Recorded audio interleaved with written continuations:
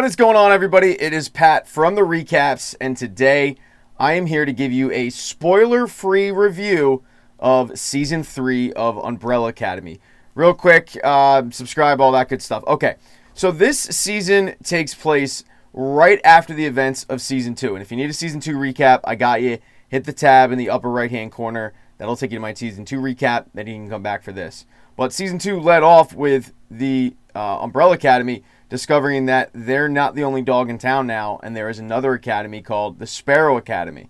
And they're just staring at these newbies sitting in their house wondering what the hell they're doing there. So there is like kind of a Texas standoff right from the get-go in Season 3. And what you learn is that after Reginald Hargraves met the Umbrella Academy in the 1960s, he realized what a tragic mistake he made because he figured he just raised a bunch of idiots. So he decided to rectify those mistakes by going after different kids when the events took place on October 1st, 1989. So we got a completely new batch, but he still got Ben because in 1960s, he never met Ben. So he stuck with Ben, and then he got 6 newbies. You've got Christopher, you've got Alfonso, you've got Sloan, you've got Faye. I think there's 2 or 3 that I'm missing there. But yeah, so there's new kids. They're all kind of wondering what's going on. But also, when the Umbrella Academy came back to that particular timeline, not only did they, realize that they're not the only academy, they also opened up a black hole in the basement. So they have these newbies on the block to deal with, and then they have the black hole to deal with as well. It's not a great mixture for a group that kind of just wants to hang back and chill. I know one of the big questions regarding this season is, how do they do with the transition of Vanya to Victor with Elliot Page changing genders? And I think they did it perfectly. They did a very subtle nod to it. They didn't make a huge deal of it, nor should they. And it was a nice little moment in the episode. It was kind of brought up a little bit throughout the series, but other than that, I mean, it was very quick to the point, and then they moved on with the storyline. I liked the Umbrella Academy a lot. I thought Season 2 was tremendous. I would put Season 3 in the middle of Season 3 and 1, or Season 2 and 1. So my ranking would be like Season 2 is the best, and then Season 1, the worst. Season 3 is kind of right in the middle there, because it starts off very strong. I loved how this season started off, and then it just kind of petered out a little bit. And towards the ending, when you finally get the climax to it, it left you with more questions than answers, but it was kind of like, all right, where do they go from here? So, I mean, the acting, the writing, and all that is really good, and I did like the storyline.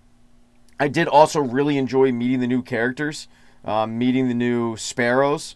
I did enjoy seeing Ben in a new light because it's not the same Ben that the Umbrella Academy members remember.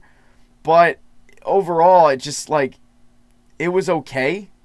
I never felt like I was wasting my time watching it, but it wasn't what I expected after such a strong Season 2.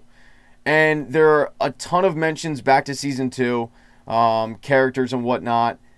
But the road that they picked, I don't necessarily think that they should have went with necessarily that timeline to keep it to, the Umbrella Academy lingo. But look, the show's good, and as I said, it's definitely worth watching. But for me, this is the first show that I've really reviewed that I went, okay, it was good, but it wasn't great.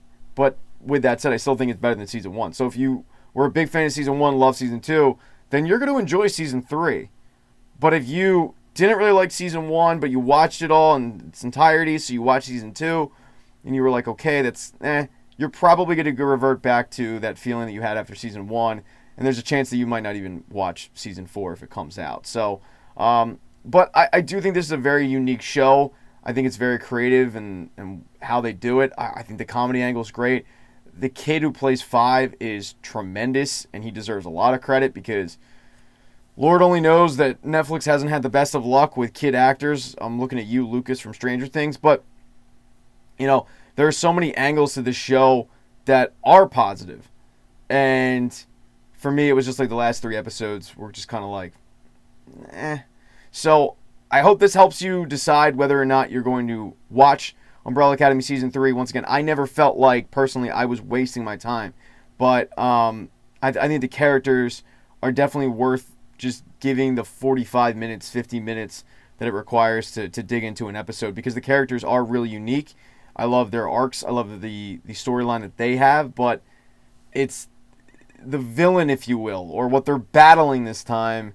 It just didn't really hook me like I probably would have thought it might have after Season 2.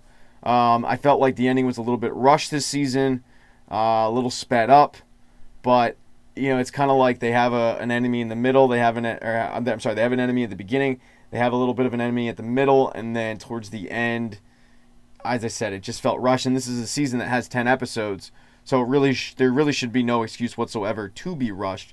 But I will personally watch Season 4. I hope it gets greenlit for Season 4. But yeah, it was a little bit of a letdown, and that's only because I had such high hopes after Season 2. I love Season 2, but I think this is one of the better Netflix shows.